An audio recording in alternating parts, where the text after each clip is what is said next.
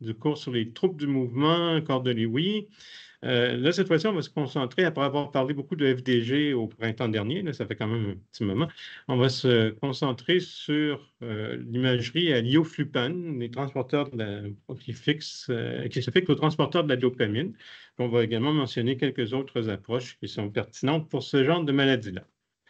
Alors, en dehors justement de tout ce qui a été dit la dernière fois, on aimerait bien être capable, dans les maladies à corps de Lewy, de cibler spécifiquement le système à dopamine. Pourquoi? Parce que on sait évidemment que, entre autres, dans la maladie de Parkinson, une des premières lésions, non, c'est faux, une des lésions importantes qu'on observe, bien que ce ne soit pas et de loin la première lésion, c'est une perte de la substance noire. Est-ce que vous voyez ma flèche également? Non, je pense pas, on ne la voit pas ici, vous ne devez pas l'avoir à distance. En fait, ce n'est pas très grave. À droite, donc, il y a une substance noire tout à fait normale au niveau du mésencéphale, entre le corps du mésencéphale et puis les pédoncules cérébraux. Alors que du côté gauche, évidemment, on a à peu près au même niveau. Il a perdu complètement les neurones qui sont remplis de pigments et qui fabriquent la dopamine. Donc, on aimerait bien être capable d'évaluer ça directement, pas juste avec des études de la FDG qui demeurent très efficaces, mais malgré tout un peu indirectes. Alors, comment on peut voir des terminaisons? Comment est-ce qu'on peut essayer de déterminer le nombre de terminaisons à dopamine par unité de volume au niveau du striatum en particulier? C'est surtout ça qui nous intéresse. Alors, oups, il y a quelque chose qui ne va pas là. Excusez, il me manque. Ah, bon, c'est ça, OK. Voilà. Alors, on a plusieurs options qui sont possibles. Ça ici, c'est une terminaison à dopamine qui est tout à fait standard, on va dire.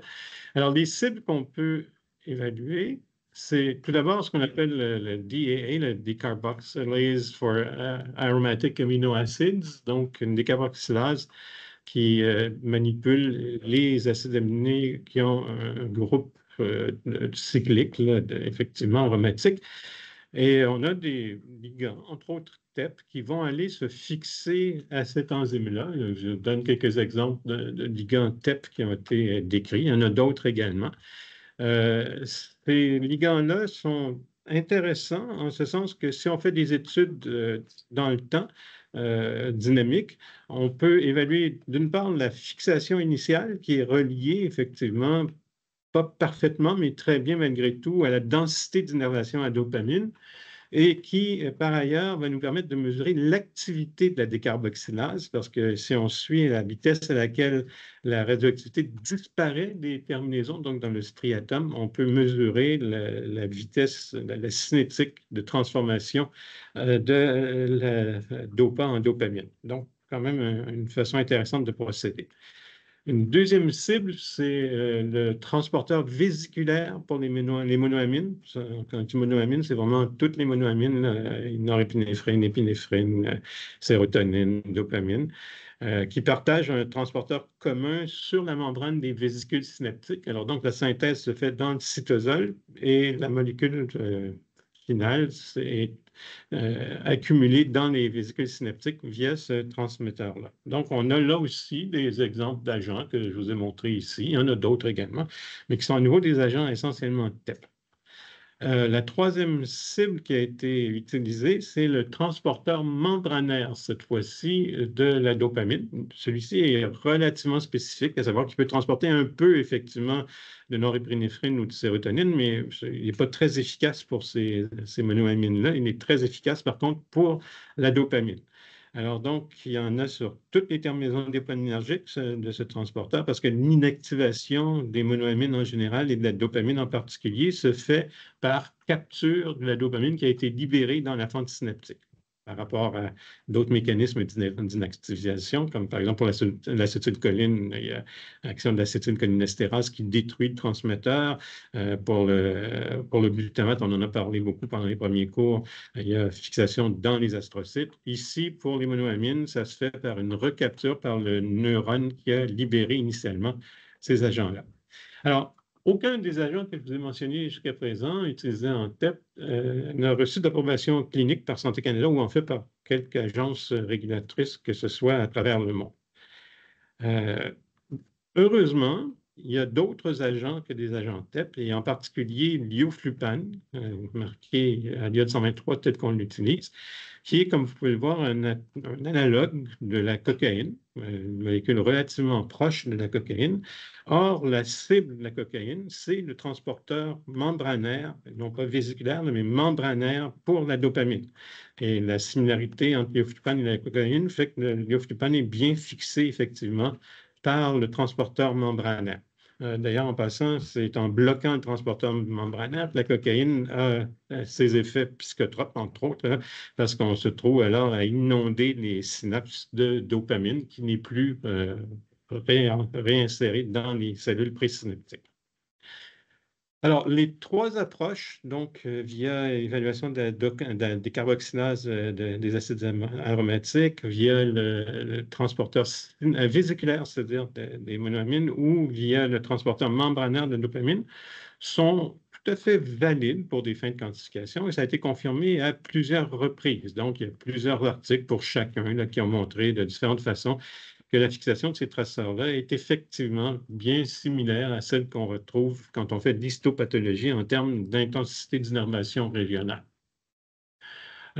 Ces trois approches-là ne sont pas pour autant strictement équivalentes. Alors donc, on sait par exemple qu'il y a des modifications qui peuvent se produire dans les neurones présynaptiques, entre autres, qui vont entraîner des régulations de certains des mécanismes qu'on vient de mentionner. Il y a une étude tout à fait importante qui a été réalisée à l'époque à Vancouver par John Stossel, il y a longtemps, comme vous pouvez le voir, en 2000, mais qui reste tout à fait d'actualité. Ils ont évalué, il fallait quand même le faire, 36 malades avec une maladie de Parkinson, 36 sujets appareillés normaux, avec trois traceurs différents, quand même, encore une fois. Le DTBZ, dihydrotétrabénazine, excusez-moi, qui se lie au transporteur vésiculaire, comme on l'a mentionné tout à l'heure, de la F-dopa-marco-F18, évidemment qui se lie à la décarboxylase, et finalement le méthylphénidate, qui, lui, se lie au transporteur membranaire des cellules dopaminergiques. En fait, le méthylphénidate, c'est le Ritalin, là, tout simplement, qui est employé pour les troubles d'hyperactivité comme tel. Alors, qu'est-ce qu'ils ont trouvé? C'est qu'avec ces trois agents-là, je ne sais pas 36, c'est 16 sujets appareillés, on a trouvé que la fixation au niveau de la F-dopa est moins importante, présente, excusez-moi, des anomalies moins importantes en termes de liaison que ce qu'on observe avec le traceur pour les vésicules synaptiques, et qu'à l'inverse, on a plus de diminution de fixation du méthylphénidate, donc pour le transporteur membranaire. Donc, récepteur vésiculaire est apparemment augmenté compte tenu du nombre de terminaisons qui restent, alors que le méthylphénidate, lui, donc transporteur membranaire, est diminué par rapport au nombre de vésicules qui restent. On va en reparler dans un instant. Alors donc, le graphique qu'ils avaient tiré hein, de cette étude-là, c'est celui qui montre qu'effectivement le DTBZ, donc le ligand du transporteur vésiculaire, montre des changements qui sont essentiellement linéaires par rapport au nombre vrai de terminaisons qui sont présentes. Alors que les deux autres, du côté gauche, on a la F-dopa, mais on voit qu'il y a au contraire une surestimation de la quantité de terminaisons, alors que pour le transporteur membranaire, on a une sous-estimation du nombre de transporteurs, du nombre de cellules restantes, ou de terminaisons restantes, plus précisément. Alors, pourquoi? En fait, le commentaire qu'ils avaient fait sur leur propre papier, c'est qu'il y a effectivement une compensation à la hausse de la synthèse de la décarboxylase des acides aminés aromatiques, ce qui permet en fait d'augmenter la production de dopamine par terminaison restante. Donc, ça semble un phénomène compensatoire adapté. On a de moins en moins de terminaisons à dopamine, on produit plus de décarboxylase, on peut donc traiter plus de dopa chez les sujets qui ont un déficit au départ de production de dopamine. La deuxième voie, celle des transporteurs vésiculaires, en fait, semble peu sujette à des régulations. C'est-à-dire qu'on ait perdu ou pas des terminaisons. Le nombre de transporteurs vésiculaires par terminaison reste en gros constant. Bon, il y a probablement de petits effets en termes de concentration dans les vésicules de DA, mais ça reste très discret au total. Finalement, donc, le transporteur membranaire, lui, on a, contrairement à ce qu'on observe avec la décarboxylase qui permet de synthétiser plus de transmetteurs, on a une sous-expression du transporteur membranaire, ce qui permet à nouveau une compensation en laissant plus de dopamine ou plus longtemps la dopamine dans la fente synaptique. Bon, en fait, ce dernier élément-là, ça nous aide cliniquement parce que ce qu'on cherche, c'est des diminutions, on doit les trouver aussi tôt que possible. Et le fait que non seulement on ait perdu des terminaisons, mais qu'en plus, il y a moins de terminaisons moins de transporteurs par terminaison, évidemment, ça augmente la sensibilité du test de façon un peu erronée, si on veut, en termes quantitatifs, mais qui est quand même utile au point de vue clinique. Alors, si on veut faire des projets de recherche stricts, si on veut vraiment bien quantifier le nombre de terminaisons qui restent dans le striatum, il n'y a pas de doute que le transporteur vésiculaire serait la cible de choix. Pour l'instant, on n'a pas un seul, mais on n'a que des ligands TEP pour cette approche-là. Alors, ça fait longtemps que tout ça est connu, puis les gens se sont dit, ce serait bien d'avoir effectivement un outil clinique. Puis, des recherches qui ont été faites là-dessus, ça a commencé dans les années 90, entre autres, pendant ma maîtrise, on a fait des travaux qui montraient que si on fixe des agents sur le transporteur membranaire, on avait par rapport à l'histopatho observé chez les animaux, une bonne corrélation entre la fixation de ces traceurs-là et le nombre de sites, de terminaisons qui restaient. Alors, les gens ont décidé de vider ça, puis de le faire en TEM, en monophotonique, parce qu'il faut bien se rendre compte que dans les années 90, là, de la TEP, il s'en faisait vraiment pas beaucoup. Puis, c'est des agents qui sont un peu particuliers, donc ça ne semblait pas commercialement très, très viable, pas assez répandu, trop complexe. À l'époque, c'était pas clair qu'il y avait des agents pour la TEM, cependant, mais on connaissait des agents qui se lient aux transporteurs de la dopamine au niveau des membranes qui sont relativement acceptables. Puis ça, c'est les travaux que j'ai fait pendant ma maîtrise, où on avait des rats qu'on a maltraités de multiples façons. On avait des rats normaux avec lesquels on a fait des mesures de terminaison dopaminergique dans le cortex. La première image en haut à gauche, là, sur 3, ça, c'est dans le cortex singulaire. On a fait ces images-là grâce à des incubations de coupes de cerveau frais. Donc, on prélevait le cerveau en aigu, faisait des coupes, puis on exposait ça à de la dopamine tricier. Alors, donc, plus il y a de terminaison, plus il y a d'accumulation, puis plus on a de petits grains noirs. Puis ensuite, on a corrélé ça à ce qui se passait quand on exposait la coupe immédiatement suivante ou antérieure. Donc, c'est des coupes de 200 microns, c'est pas très, très loin les unes des autres, à un transporteur à un ligand du transporteur membranaire. Ici, dans le cas qui nous intéresse, c'est le Win35428. Puis on voit qu'il y a une bonne correspondance, non seulement dans du cortex normal, si on avait fait dans le cortex au départ, parce que dans le striatum normal, il y a tellement de terminaisons qu'on n'arrive jamais à saturer. Ce n'est pas un agent qui est idéal pour ça. Mais on a également testé la deuxième colonne, c'est chez des patients, pas des patients, des souris. On avait dénervé avec la 6-hydroxydopamine, c'est une toxine bien connue des terminaisons dopaminergiques. Et on observait, on faisait d'un côté, puis comme vous voyez sur l'image E, le côté qui avait été lésé ne présente presque plus de liaison, alors que le côté sain, controlatéral, présentait encore une situation quand même importante. Puis, on a même confirmé un peu plus en y allant avec des greffes de cellules fétales dopaminergiques qu'on extrayait de fœtus de 13 jours.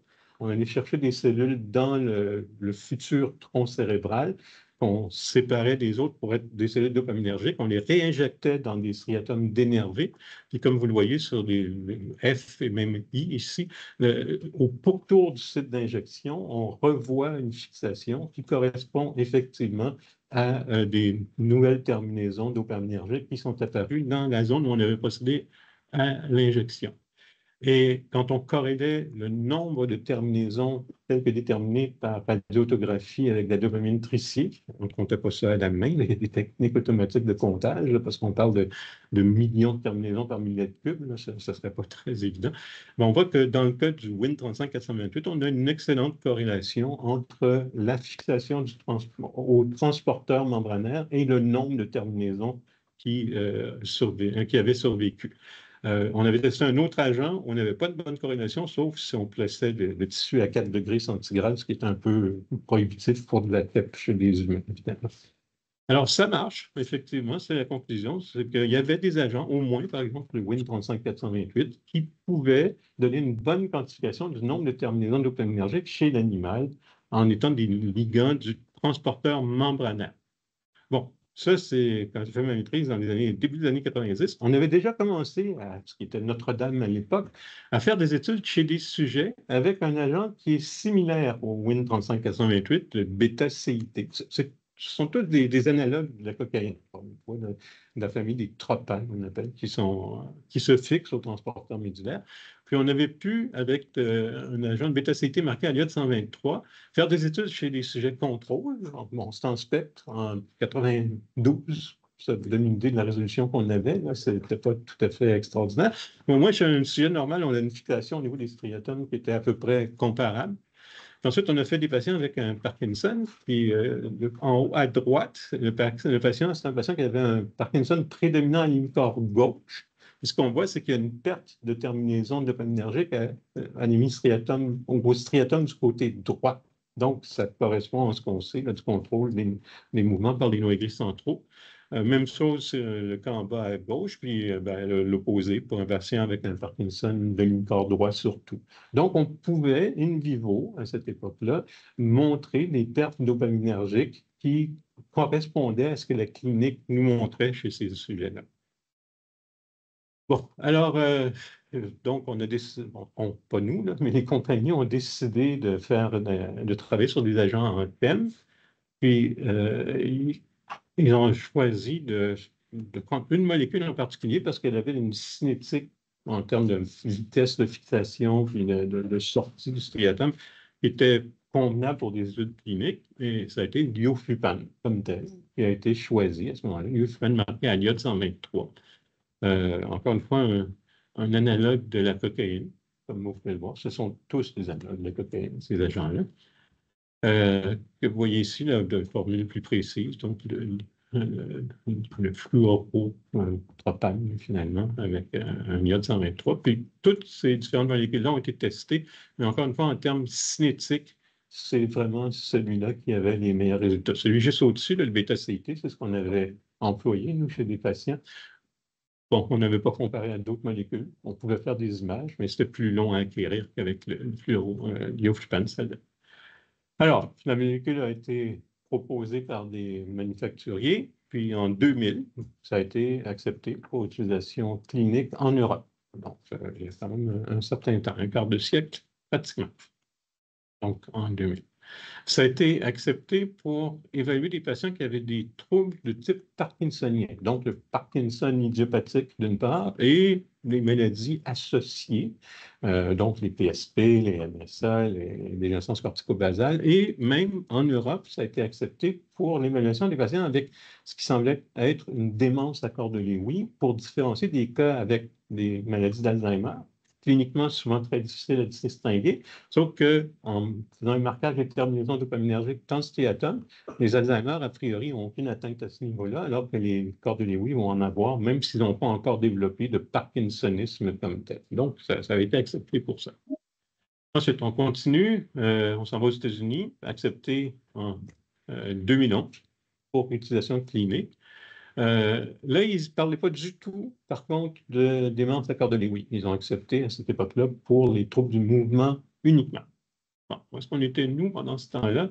On était coincés avec cette situation-là un peu absurde, où l'ioflupane était classé comme un dérivé de la cocaïne et donc comme une substance interdite. Pas très... Je n'ai pas essayé d'en vendre un samedi soir dans un club. Je ne pense pas que ça aurait marché de toute façon. Au prix, en plus, que ça n'était pas très populaire. Alors donc, il a fallu qu'on se batte. On a écrit des tas de lettres à Santé Canada. Puis finalement, en 2017, fin 2017, ils ont accepté de retirer l'ioflupane de la catégorie des médicaments interdits pour utilisation clinique ou autre. Alors donc, le produit est arrivé tout de suite sur le marché. C'est GE qui est le fabricant de la seule molécule présente. Non, c'est pas vrai. On va voir plus loin qu'il y a d'autres molécules, mais de la première molécule qui a été admise pour à l'utilisation clinique au Canada en 2017. 17 ans plus tard qu'en Europe. C'est quand même pas très glorieux. Alors, oui, ce qui avait été donné, c'est que c'était un examen utile pour évaluer les patients qui ont une maladie dégénérative, vraisemblablement Parkinson idiopathique et autres Parkinson dégénératifs. Mais de façon très spécifique, c'était pour faire le diagnostic différentiel entre ces maladies-là et les tremblements essentiels. On va revenir sur les tremblements essentiels dans pas très longtemps, mais c'était vraiment ça l'indication. Et on mentionnait de façon très claire que ce n'était pas un examen qui permettait de faire la différence entre les divers syndromes parkinsoniens comme tels, idiopathique, MSA, tout ça. On n'arrivait pas vraiment à faire de différenciation et ce n'était pas approuvé pour cette utilisation-là. Alors, rapidement, on a fait ça pour diagnostic différentiel, tremblement essentiel versus parkinsonisme dégénératif. On va parler rapidement de ce que c'est que le tremblement essentiel. Ça n'a pas été décrit tout récemment, la fin du 19e siècle, finalement, à travers des neurologues italiens. Puis, bon, une bonne revue historique, c'est amusant à lire, là, ça nous donne un petit peu une idée de comment ça s'est fait, puis comment, au fur et à mesure, le concept qu'on en avait de cette maladie-là a pu évoluer. Ils ont essayé de trouver à l'époque des changements histopathologiques ou des choses comme ça sans grand succès. Puis comme ils ne trouvaient rien de particulier que le patient tremblait, ben, ils ont appelé ça un tremblement essentiel. Comme on fait quand on ne sait pas ce qui se passe, on appelle ça essentiel, ou primaire ou idiopathique. Rien de bien mystérieux à cette appellation. Alors, où est-ce que ça se situe dans les tremblements? Ben, c'est un tremblement qui est autant présent au repos qu'à l'action. Donc, si on se souvient, par exemple, le Parkinson, c'est un tremblement qui est surtout de repos. Quand les gens bougent, ils ont moins de tremblements, mais là, quand ils arrêtent de bouger, c'est là qu'ils commencent à avoir des difficultés. Donc, en mangeant, par exemple, ils sont capables de prendre la soupe difficilement. Il y a un peu de soupe dans la cuillère, ils sont capables de l'approcher, puis là, ils commencent à mettre de la soupe partout. Donc, ça, c'est vraiment un tremblement de repos. Tandis qu'essentiel, ça survient à peu près dans n'importe quelle circonstance. Une jolie petite revue, là, CMAG, quand même pas mal d'années déjà, mais qui rappelle bien, effectivement, probablement que c'est le premier trouble du mouvement vu en pratique générale, le plus fréquemment rencontré. C'est loin d'être exceptionnel. Il y a beaucoup de gens qui sont affectés à des degrés qui sont divers, mais il y a clairement une tendance familiale. Mon père a fait du tremblement essentiel, puis je suis en train de développer du tremblement essentiel, puis mon fils n'est pas content de prendre ça, mais bon, c'est pas de ma faute. C'est surtout chez les hommes. C'est un tremblement qui peut se manifester à plusieurs endroits. C'est pas surtout d'un côté comme le Parkinson idiopathique, par exemple. C'est vraiment les quatre membres. La tête peut être affectée, puis il peut y avoir des anomalies de la voix parce que les muscles vocaux, là, finalement, sont affectés également par du tremblement, donc avec des altérations de la parole. C'est clairement un trouble moteur. On n'a pas d'autres problèmes décrits que des troubles moteurs pour l'instant chez ces patients-là, après des années de suivi. Il y a des médicaments qui peuvent être employés là, pour traiter ou contrôler à peu près. Le plus fréquemment utilisé, de très, très, très loin, c'est le propranolol, qui fonctionne très bien. Il y a d'autres inhibiteurs de la dépolarisation qui peuvent être employés également. Il peut arriver qu'on soit obligé d'aller jusqu'à des interventions en neurochirurgie. Okay? Quand les patients sont vraiment incapables de vivre là, parce qu'ils tremblent trop. Mais ça reste extrêmement empirique. Encore une fois, on ne sait pas vraiment quel est le mécanisme. On sait qu'en faisant des lésions à différents niveaux, les noyaux gris centraux, ça contrôle un peu la maladie. On ne sait vraiment pas pourquoi. Donc, c'est quand même un petit peu gênant. C'est quand même des gens qui présentent effectivement des anomalies, pas juste de tremblement, mais des anomalies de base. Par exemple, ici, en résonance fonctionnelle, on voit que Parkinson idiopathique, tremblement essentiel, puis les patients normaux étudiés au repos ont des activations de plusieurs circuits qui ne sont pas les mêmes. Donc, le tremblement essentiel, c'est une vraie entité avec des anomalies d'activation de base qui se différencient de ce qu'on voit chez des normaux ou dans un Parkinson idiopathique. Est-ce que c'est une seule pathologie? Pas toujours évident. Ce qu'on sait, c'est qu'on n'a rien trouvé jusqu'à présent qui suggère que ce soit vraiment une maladie neurodégénérative. Okay? Puis on va voir que, bon, on va voir ça un peu plus tard. Encore une fois, on a des traitements, surtout le propranolol, donc des bêta-moins, la primidone, barbiturique, donc une autre classe complètement de médicaments, mais qui fonctionnent quand même, les antiépileptiques. OK. Donc, jusqu'à présent, à peu près, on peut essayer plein de choses, puis il y en a qui vont fonctionner. Puis, évidemment, celle qui fonctionne très bien également, c'est l'alcool. Donc, c'est un traitement qui a malheureusement des effets secondaires à long terme. Sinon, ça fonctionne très bien pour contrôler les traitements essentiels.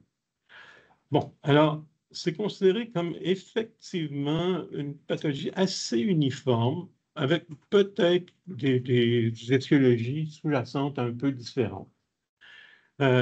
Les patients, effectivement, ont souvent des troubles qui vont se surajouter au point de vue cognitif, mais c'est des troubles qu'on identifie rapidement comme étant pas directement dus à la maladie. Ils font des Alzheimer, ils font d'autres pathologies, tout simplement. Et on peut bien constater que c'est pas inéluctable d'avoir des troubles cognitifs avec des tremblements essentiels. C'est juste que ça arrive souvent chez les gens plus âgés. Puis, on retrouve une incidence similaire à celle de la population générale en termes de troubles cognitifs comme ça. Il y a eu des autopsies qui ont été faites avec, entre autres, recherche de disoformes de protéines tau, différents types.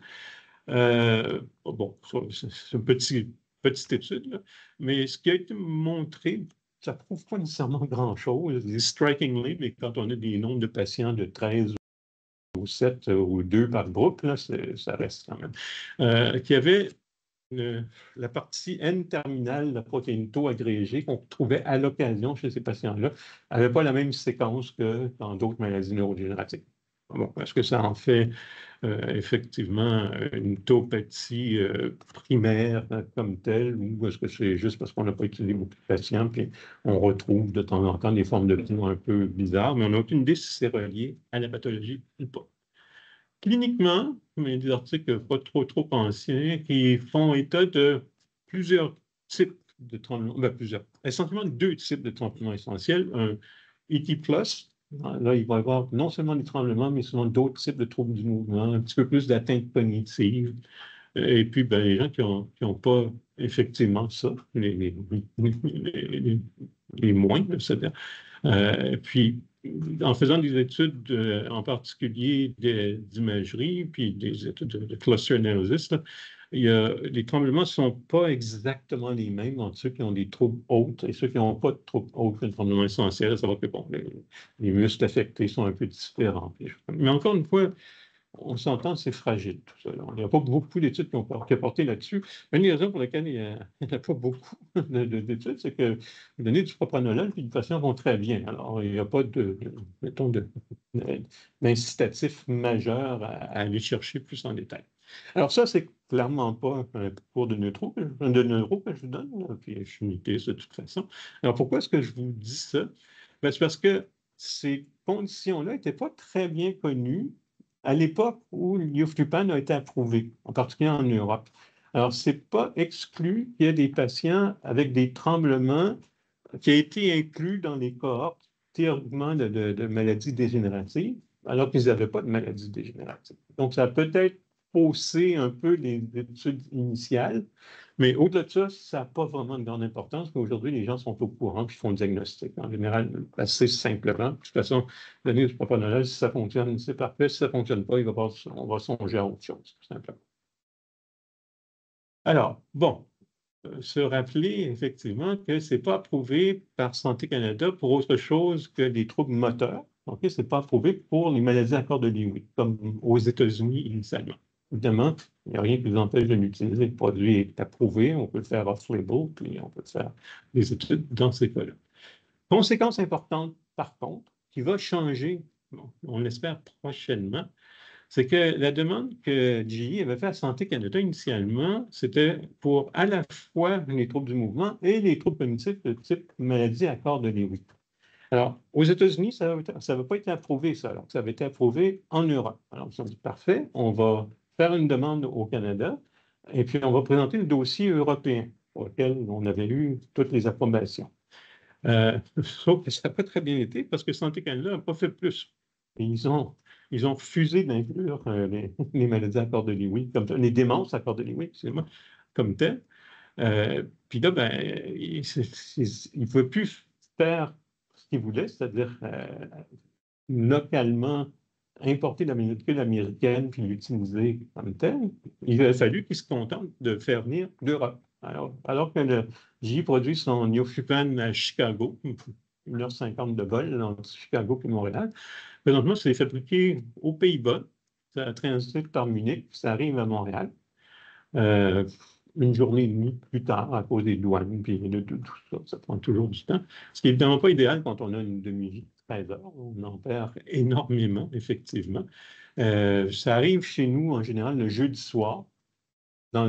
Avant, on n'était pas très diligent, on faisait ça le vendredi matin.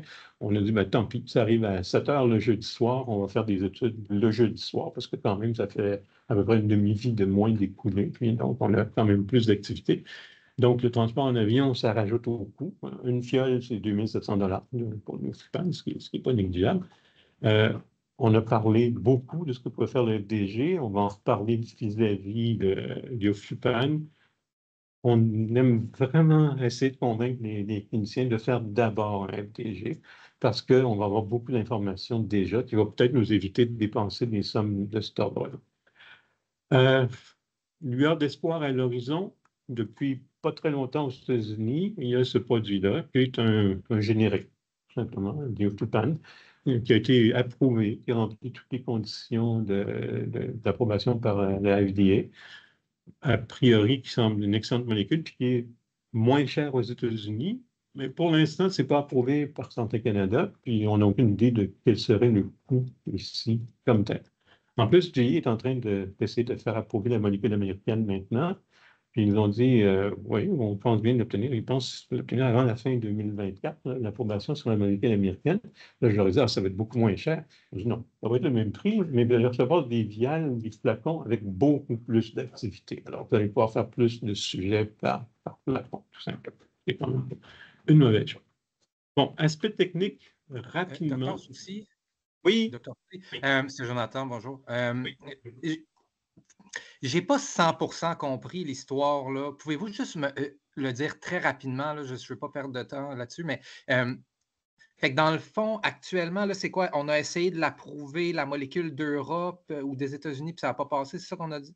On a essayé d'approuver celle d'Europe en disant qu'elle avait reçu en Europe et troubles du mouvement et maladie cognitive à corps de Lewy. Okay? Oui. Puis malgré ça, Santé Canada n'a pas donné l'approbation pour les troubles cognitifs. Alors, mais parce que c'est celle-là qui avait été présentée, GE n'a pas eu le choix que de faire venir la molécule d'Europe parce que la molécule qu'ils font aux États-Unis à Chicago n'avait pas été soumise à l'approbation. Mais est-ce que c'est la même molécule? Est-ce que c'est la même molécule? Oui, mais si on veut faire approuver... Oui, c'est exactement la même molécule, mais ce n'est pas le même site de fabrication.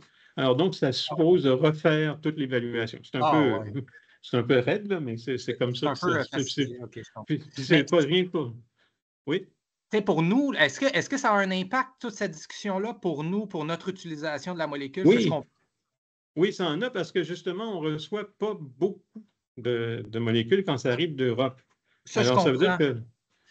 Mais pour notre utilisation clinique, là, pour le diagnostic, puis ça n'a pas vraiment d'impact. C'est juste une affaire de coût. Aucune différence. C'est la même molécule, on s'entend.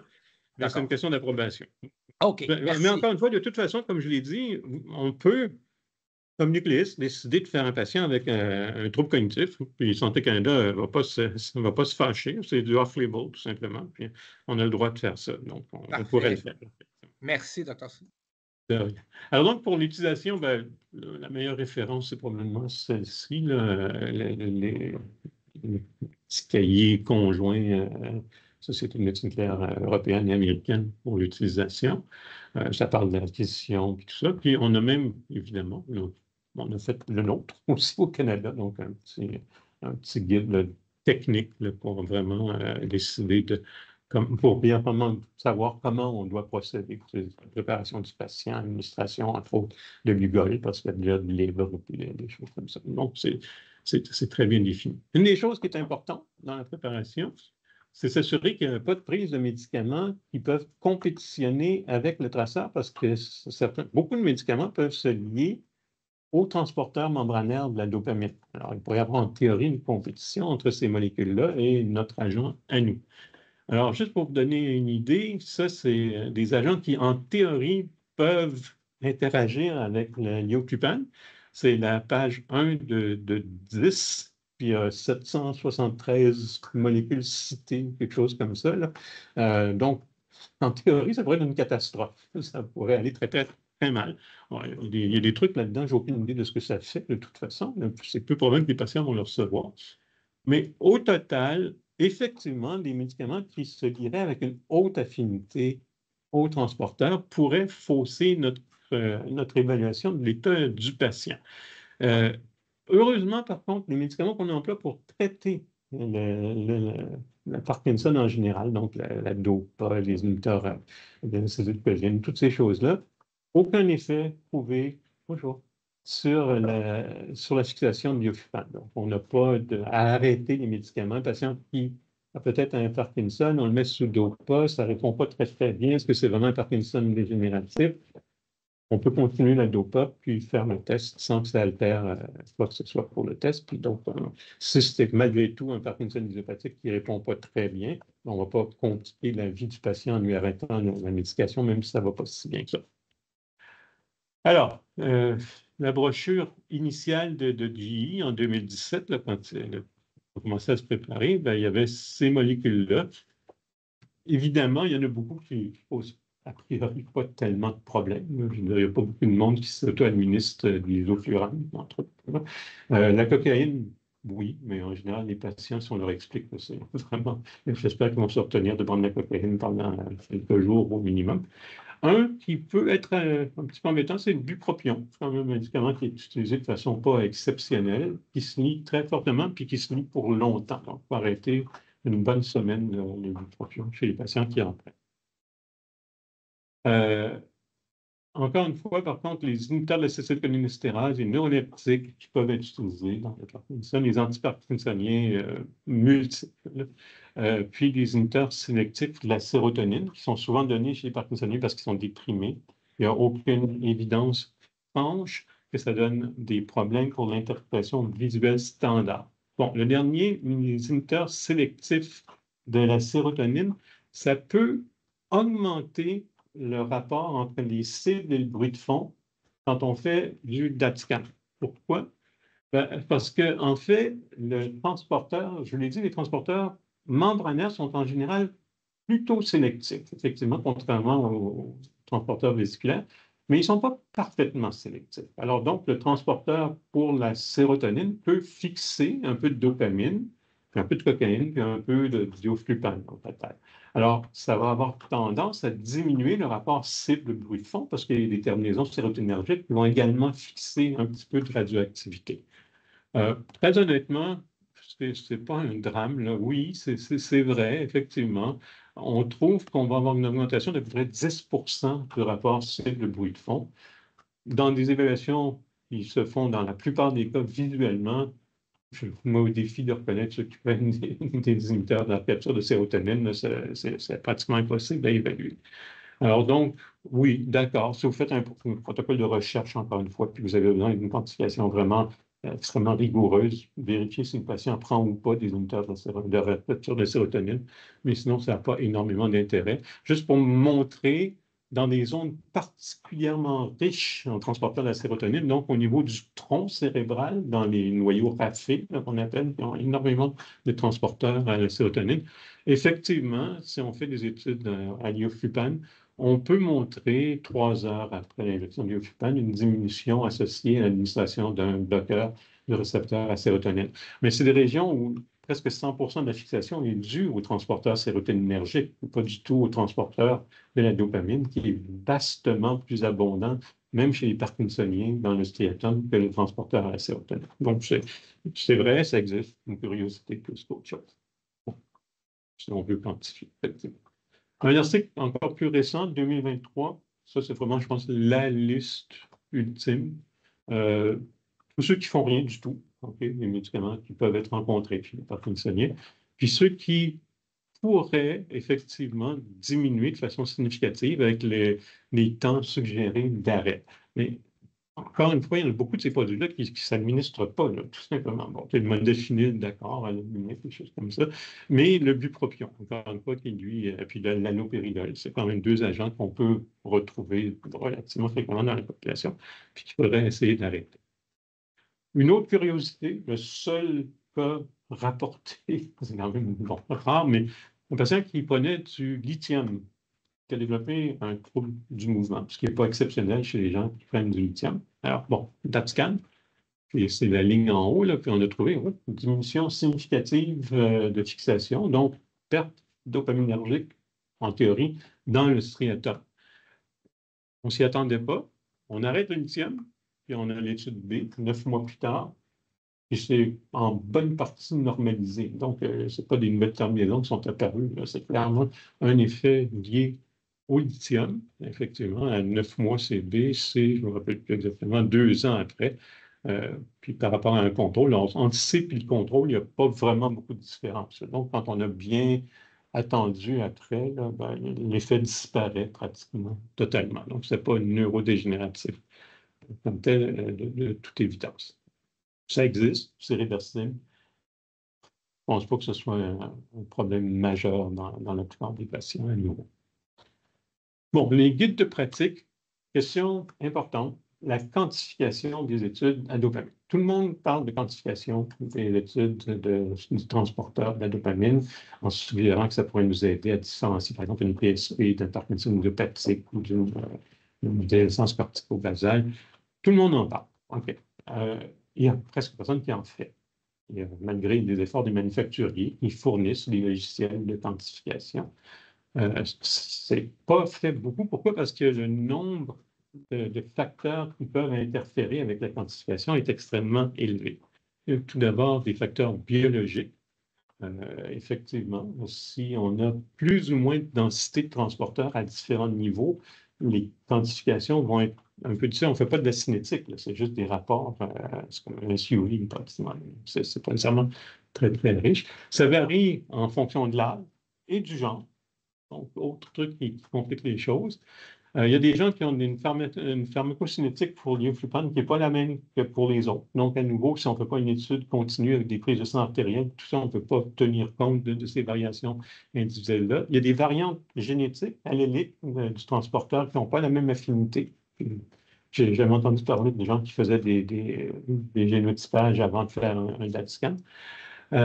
Donc, puis, il y a des médicaments. Si le patient ne vous a pas dit qu'il prenait tel ou tel médicament, là aussi, ça va fausser la quantification. Donc, déjà, sur le plan biologique, ce n'est pas absolument génial, effectivement. Puis, il y a même, pire que ça, il y a un papier qui a montré il y a quelques années que le simple fait d'avoir de l'atrophie cérébrale, évidemment, ce n'est pas une rareté là, chez ces gens-là, ça modifie la quantification qu'on peut obtenir.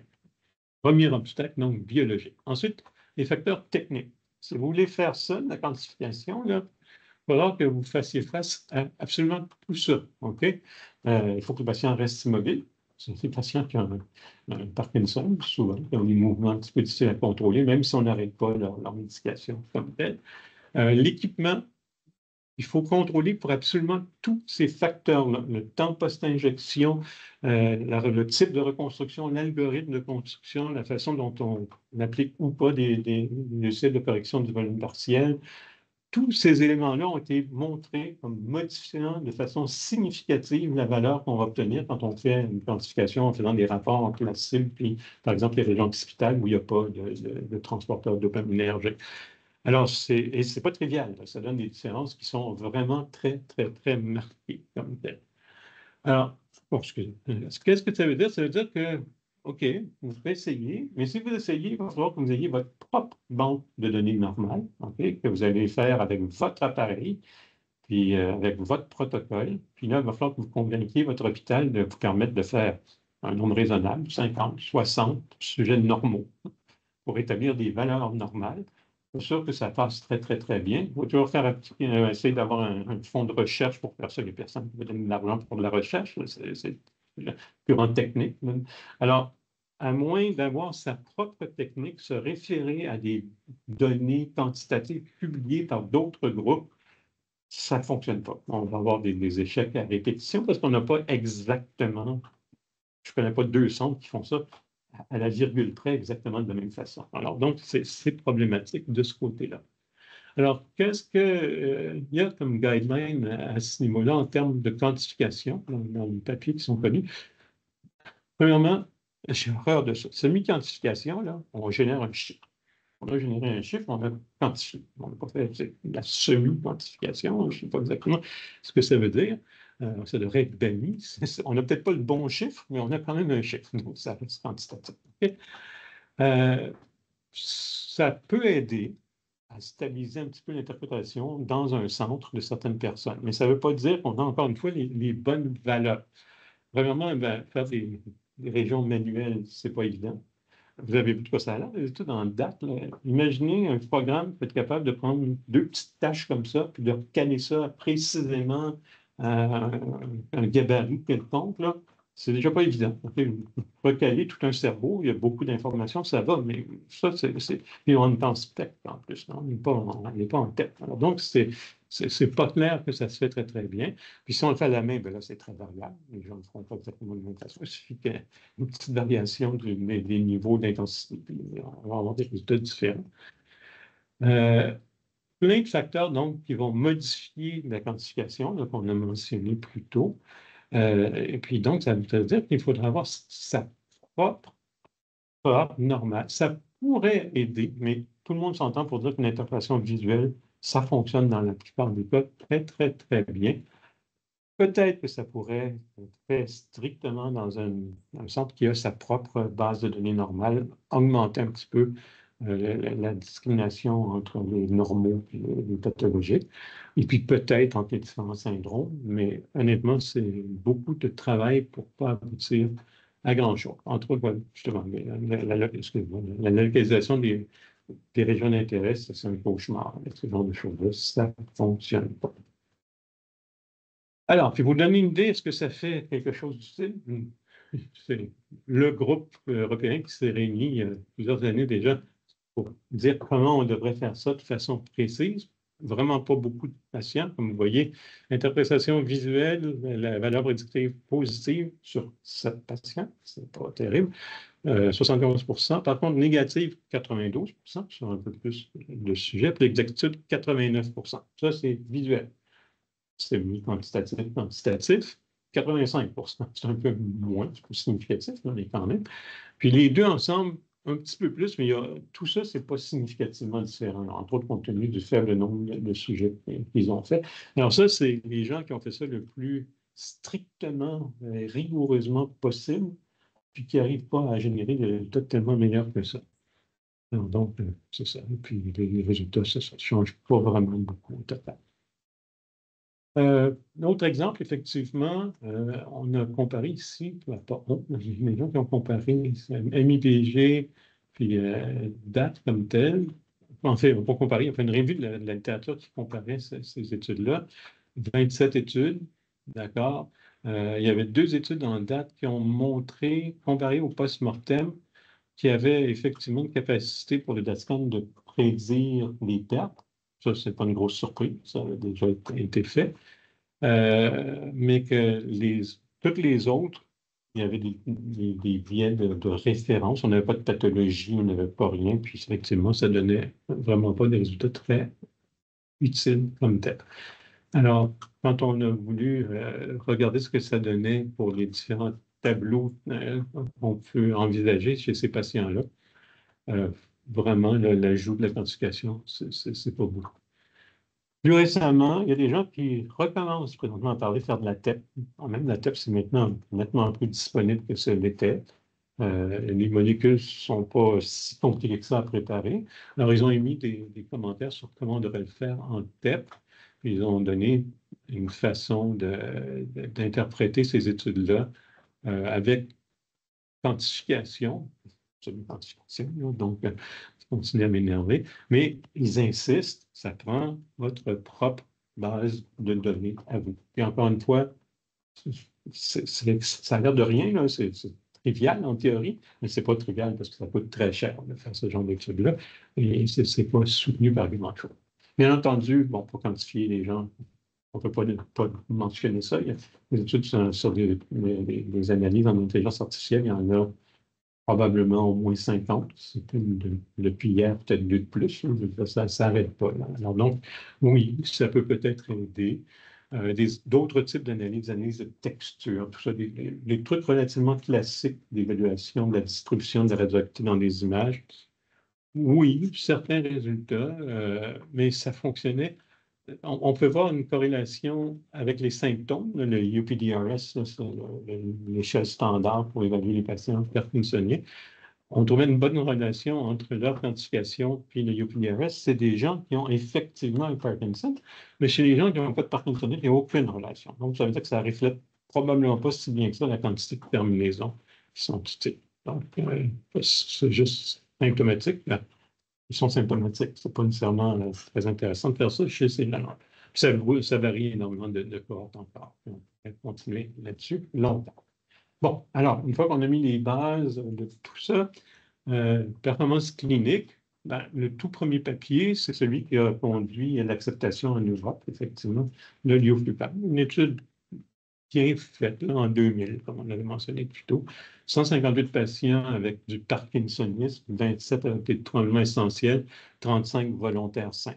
Encore une fois, aucune confirmation histopathologique là, dans des maladies qui sont souvent difficiles à différencier les unes des autres, mais c'est comme ça que ça s'est fait à cette époque-là, puis ça conduit à une approbation. Donc, sensibilité pour dire qu'il y a un Parkinson dégénératif, pas nécessairement une maladie de type idiopathique, quand même élevée, 97%, spécificité 100%, toujours comme ça quand on commence, tout est parfait, meilleur des mondes. Quand ça, c'était de la lecture locale, les pauvres personnes toutes seules. Quand on envoie ça en centre, les gens qui lisaient en centrale faisaient un petit peu moins bien. Ils étaient peut-être un petit peu plus exigeants, je ne sais pas. Le fait de quantifier, ça n'a rien rajouté, absolument rien changé à ce qu'ils avaient. Puis ça a été confirmé là, à répétition. On va voir quelques-unes des études. On ne va pas prendre toutes les études, on va parler de quelques études de revue de littérature. C'est moi, je fais ça. Après. Bon, regarde. Alors donc, oui, ça fonctionne.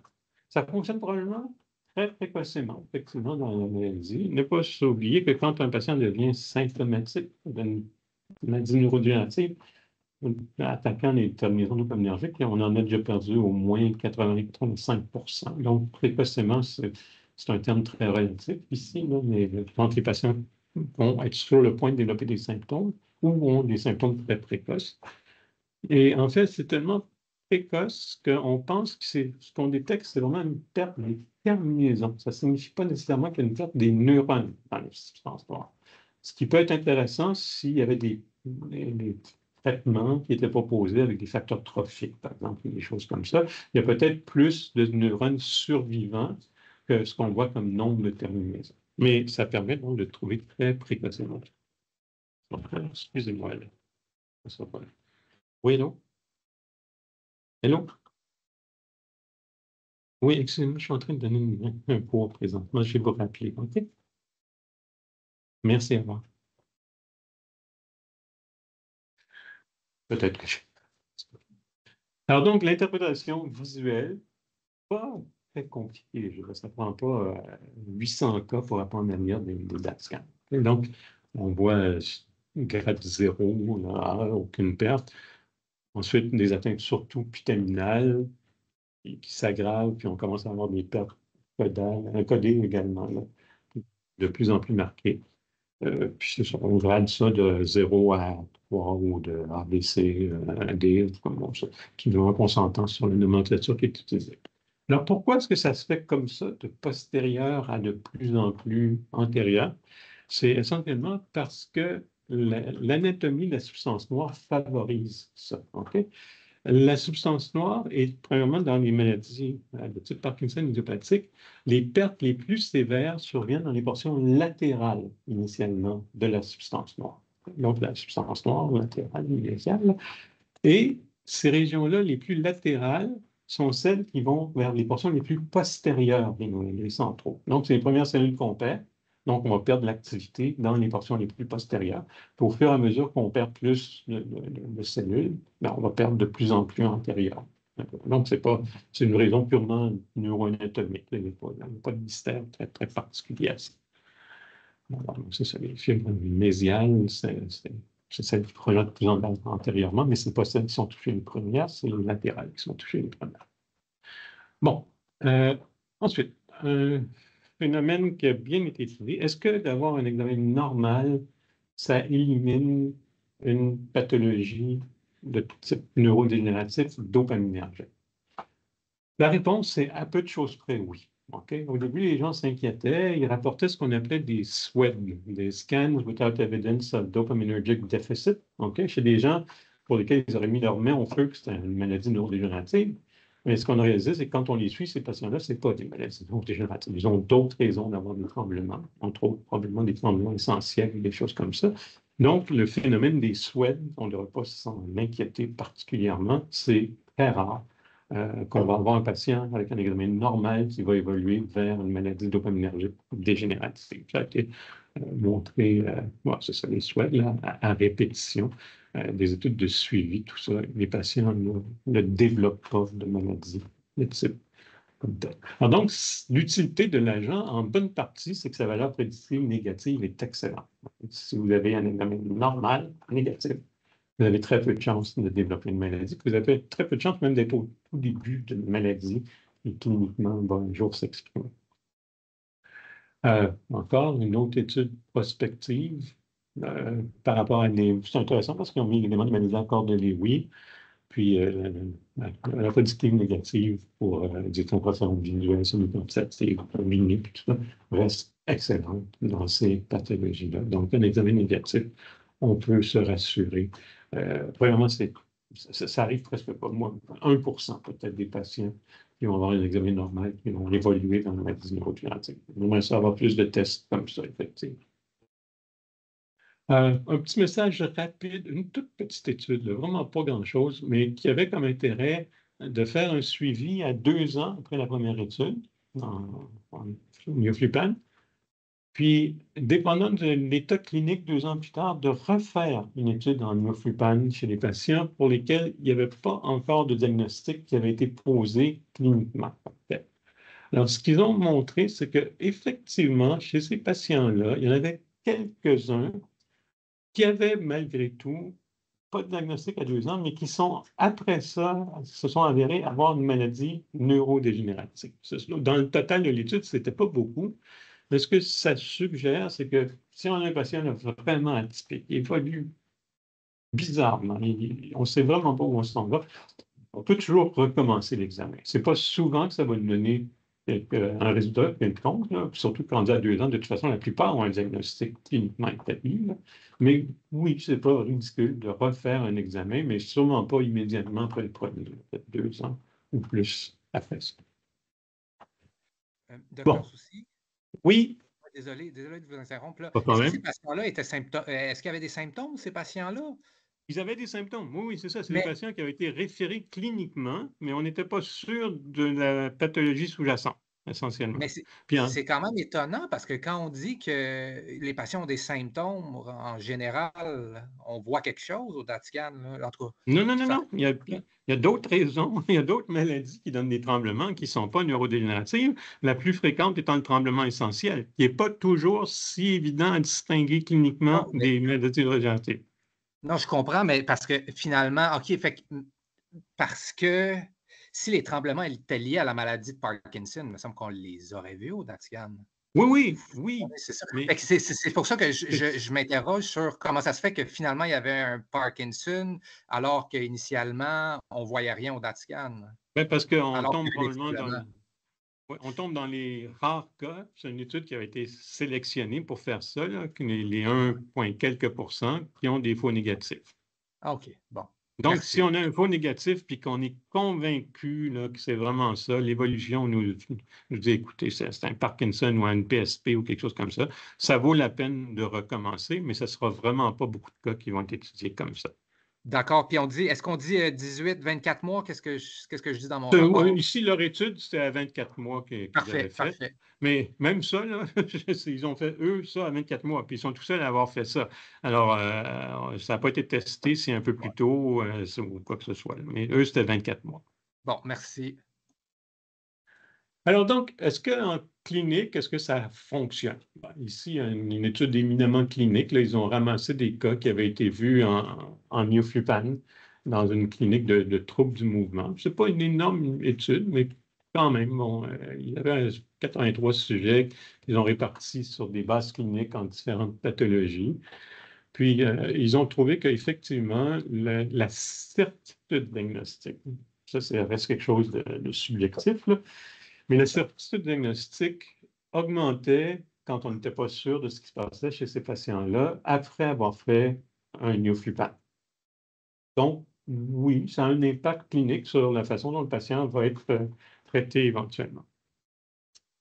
Même groupe, un peu plus tard, plus de patients, essentiellement la même conclusion. Excusez, j'aurais pu vous laisser ça, mais on ne va pas le relire, c'est les mêmes conclusions sur plus de patients. Donc, ça semble tout à fait vrai. Ici, bon, visuel contre quantifié, on en a déjà parlé beaucoup, mais effectivement, il n'y avait pas de démence ici dans ces choses-là. Il n'y avait pas de différence, encore une fois. Ça n'avait aucun impact pour le lecteur, là, sur la présence ou l'absence d'une perte de dopaminergique chez ces sujets-là. 5 nucléistes, quand même, qui en ont regardé. Puis, ils n'ont rien trouvé, sauf ceux qui avaient vu peu de cas, ils se sentaient un peu plus confiants, mais ça ne voulait pas dire qu'ils avaient raison. Et ceux qui en avaient beaucoup, ben, ils arrivaient à la même chose que l'identification.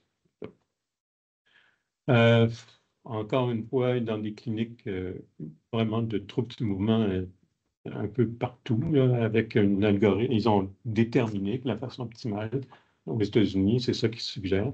Donc, parkinsonisme de nature incertaine, Nioflupan normal, jusqu'à preuve du contraire, ce n'est pas des pertes dopaminergiques. Puis jusqu'à preuve du contraire, ce n'est pas des pertes dopaminergiques.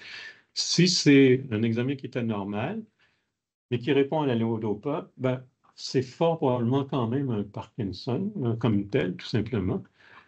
S'il y a peu de réponses, ben là, effectivement, il va falloir envisager des diagnostics autres comme une maladie de Parkinson idiopathique. Donc, c'est probablement la façon la plus simple et la plus utile de considérer les résultats du test. Des choses à bien retenir.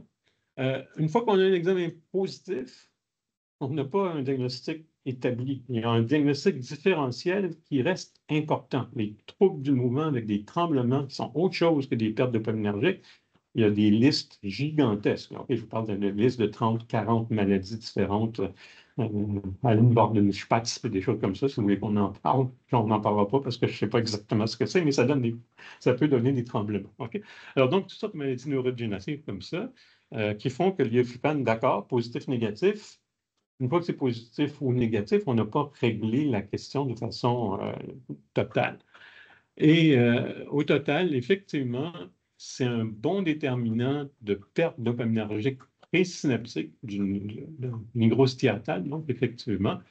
Mais il y a plusieurs anomalies qu'on va trouver qui ne sont pas juste reliées au problème des neurones de la substance noire, qui peuvent même, comme je l'ai dit tout à l'heure, intactes avec juste une perte plus distale pour des raisons autres qu'une maladie de type maladie alpha-synucléenne comme un Parkinson et d'autres maladies de ce type-là. Alors, cliniquement, les recommandations, 2015, c'est la dernière fois que la Society for Movement Disorders a proposé des critères. On en avait parlé rapidement, effectivement.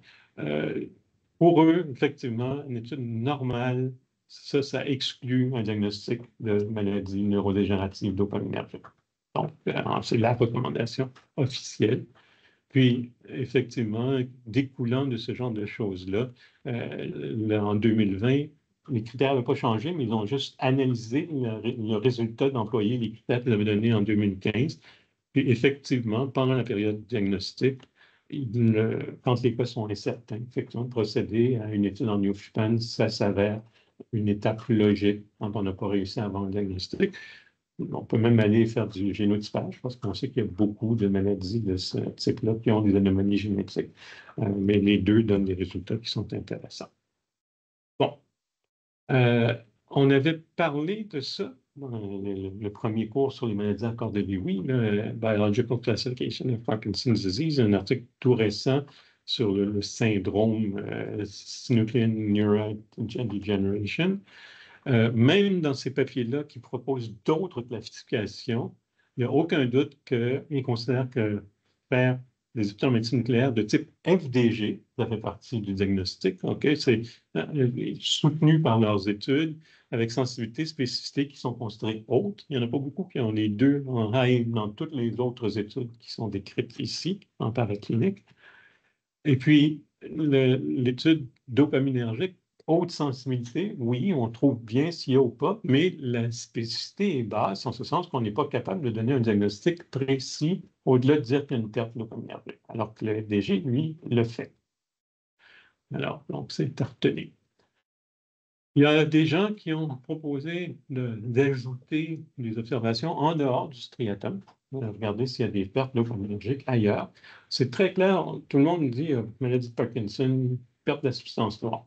Perte de la substance noire dans le Parkinson idiopathique, ça arrive relativement tardivement par rapport à la perte d'autres noyaux dopaminergiques, par rapport à la perte de noyaux cholinergiques, sérotoninergiques.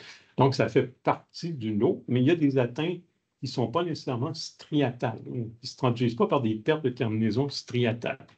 Alors, chez ces gens-là, effectivement, ils ont fait des régions d'intérêt extra-striatales, et puis ils ont comparé ce qui se passait par rapport à des patients contrôle qui n'avaient pas de maladie, puis ils trouvent, oui, des atteintes extra-striatales qui ne sont pas négligeables. Et entre autres, une des choses qu'ils ont trouvé qui est intéressante, c'est que le MoCA, c'est des patients qui ont un trouble parkinsonien à qui on fait des études en ioflupane et corrélé aux pertes dans les portions typiquement affectées dans la maladie d'Alzheimer. Donc, peut-être une composante dopaminergique qui se rajoute à tout ça. Okay?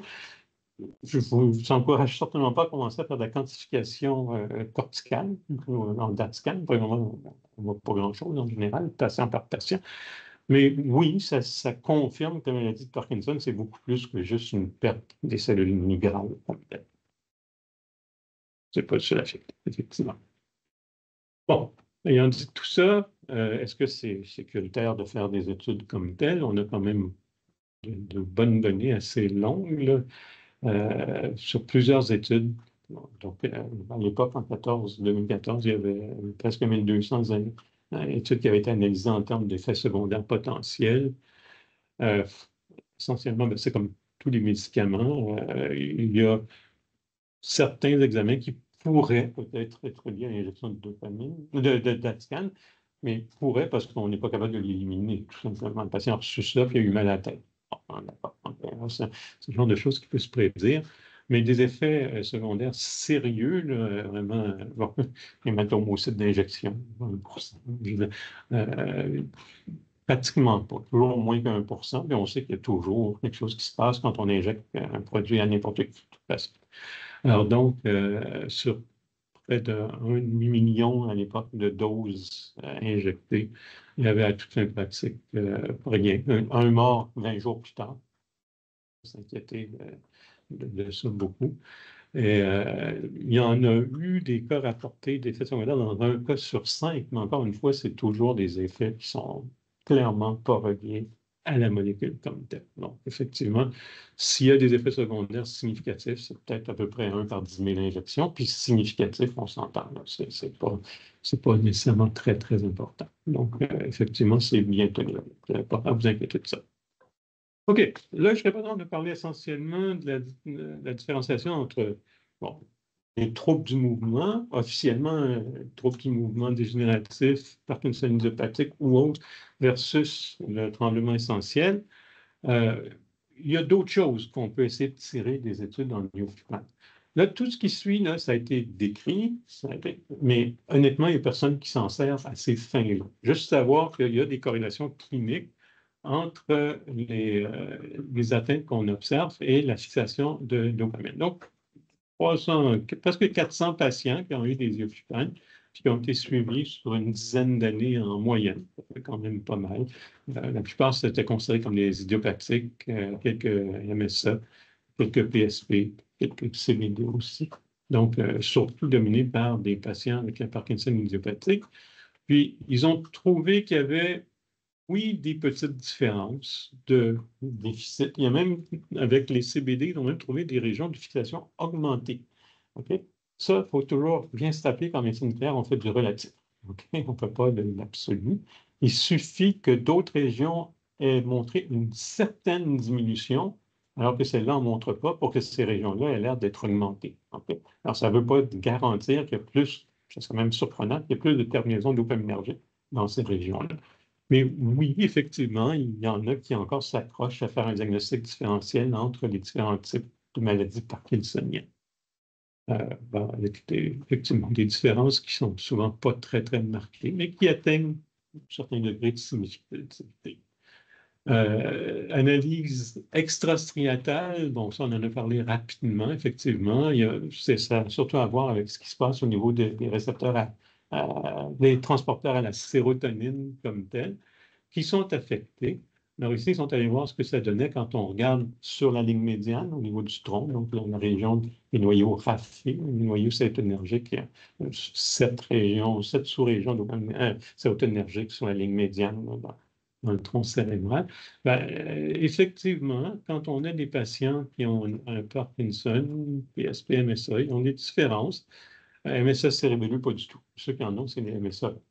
On a des petites différences. Bon, OK. On n'est pas surpris, on le sait que ça touche d'autres choses comme monoamine. Donc, effectivement, ça va nous permettre de montrer des différences selon les différents types de maladies.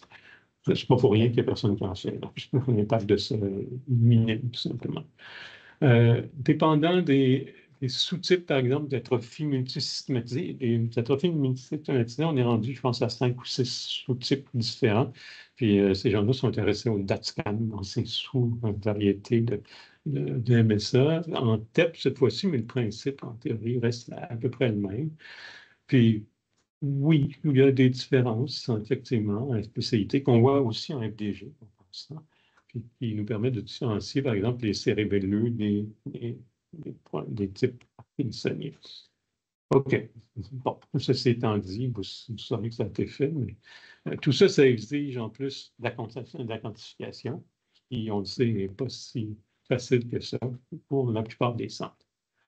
Puis, je reviens là-dessus, on en avait parlé à l'époque, mais c'est critique de bien se mettre dans la tête que le FDG lui-même fait un travail excellent. Il y a eu plusieurs comparaisons directes, ioflupane contre FDG, entre autres celle-ci, qui montre qu'il y a une excellente corrélation négative entre l'activité en FDG, qui, on se rappelle, est augmentée quand on perd de la dopamine dans les noyaux centraux, et le nombre de terminaisons dopaminergiques qui restent. Donc, ça veut dire qu'au total, il y a une corrélation élevée, négative, mais élevée entre les études en ioflupane et au FDG. Le FDG peut diagnostiquer de façon différentielle, par fonction idiopathique, les autres maladies neurodégénératives dopaminergiques, ce que l'ioflupane ne fait pas. Une fiole d'ioflupane, c'est ça, quand même, un bon prix. Puis ça n'a pas baissé depuis que j'ai fait cette diapo-là. Alors, notre préférence, c'est vraiment de pousser les cliniciens à d'abord demander un DG. Il y a beaucoup de cliniciens qui ont été faire un fellowship aux États-Unis où ils ne font pas de FDG, puis ils font beaucoup d'ioflupane.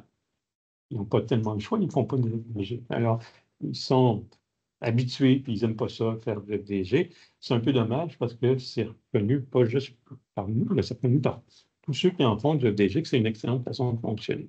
Puis si le FDG n'est pas concluant, d'accord, on fera éventuellement une ioflupane, ça coûte 180 à 200 $ de FDG, on n'a pas perdu grand-chose au total.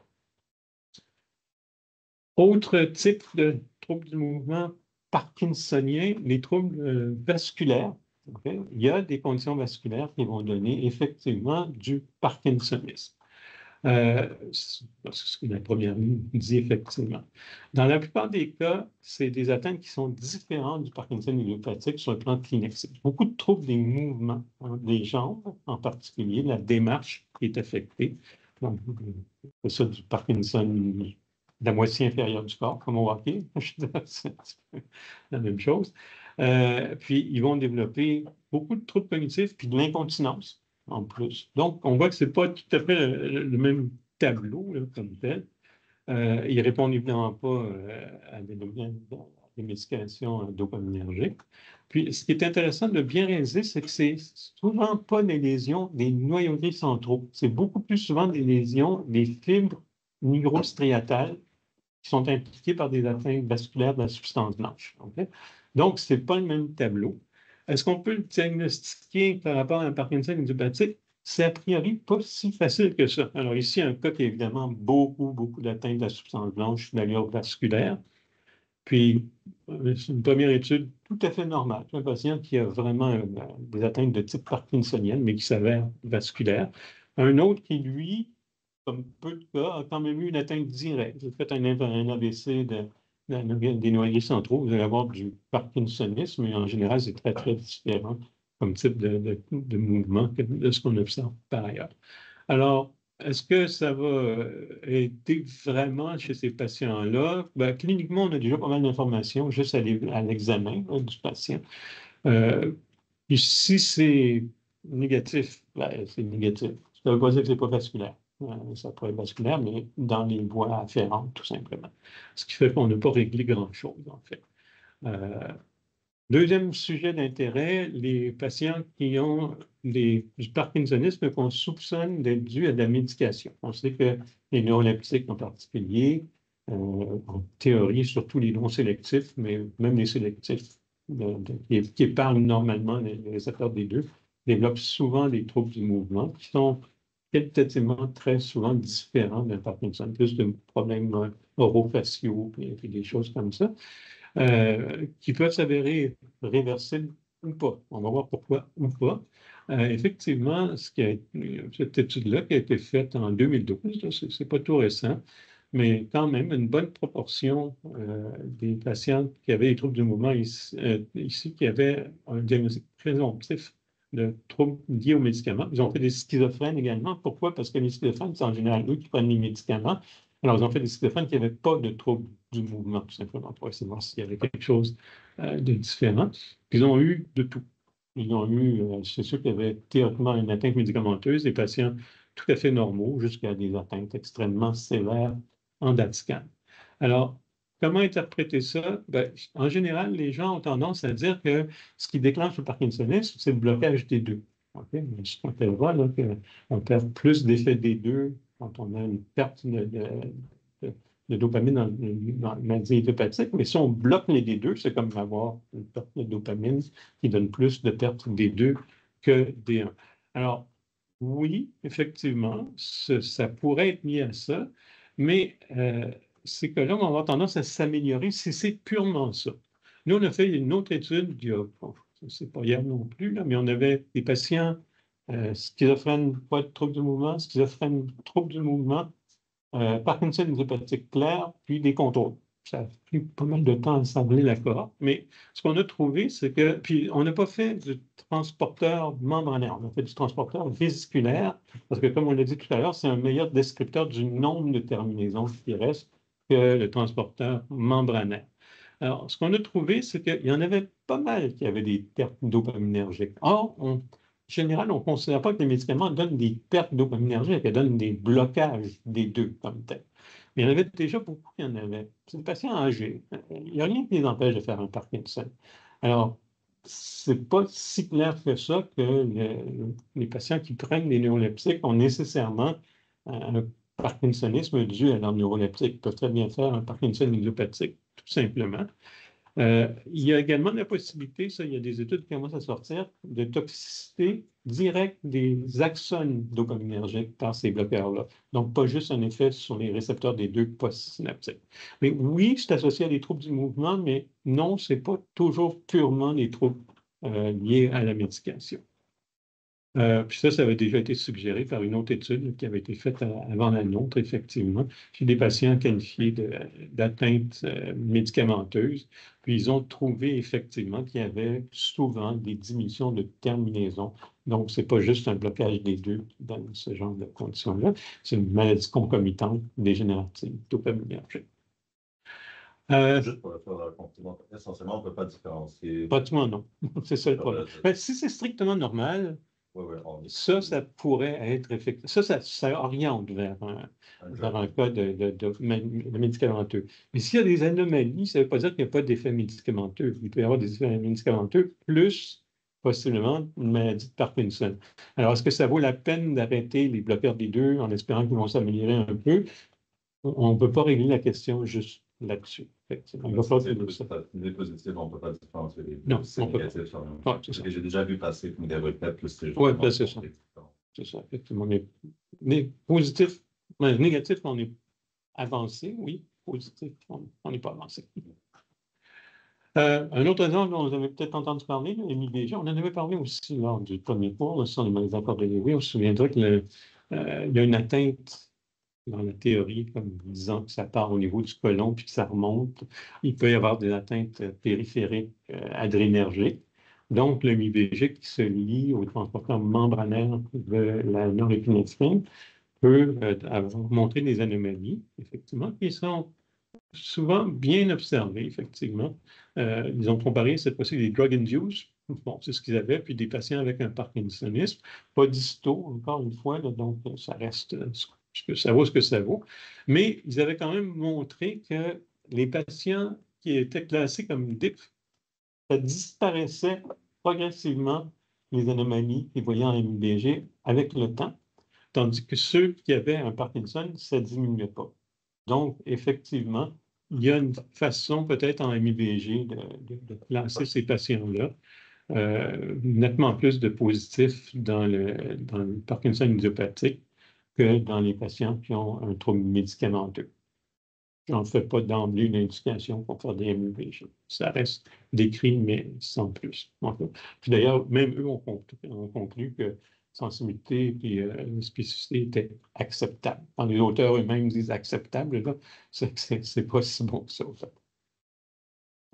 Évaluation d'autres paramètres. Il ne faut pas oublier qu'il y a plein de choses qu'on est intéressé à bien voir chez les patients.